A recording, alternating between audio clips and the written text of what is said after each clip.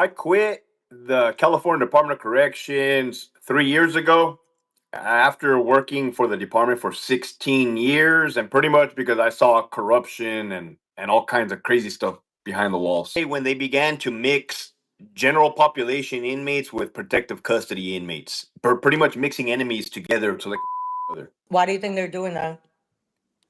I think they are doing that to retaliate against the prison gang members for winning their lawsuit to get out of the SHU, the security housing unit. You know, all the gang leaders of every organization, they did a hunger strike in like 2012, so they got out in 2014, 2015.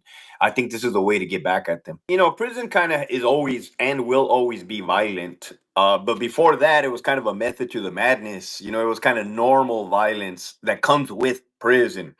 When this began, what it did, it created violence on a whole nother level, even to the points where inmates were now beginning to attempt to correctional officers so they can preserve their own life, self-preservation. But why would they need to yo for that? Because if we as COs are going to escort an inmate to a yard full of his enemies where he's going to get, it's much easier for him to just hit a cop, stab, and get it over with, and then we're going to take him to the hole.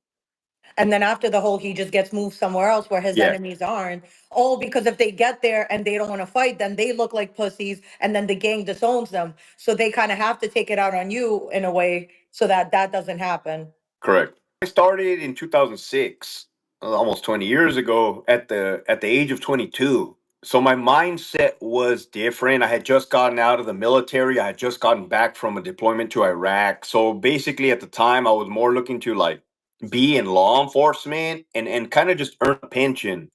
Yeah. It wasn't until years later where I developed as a man where I got to see everything for what it was.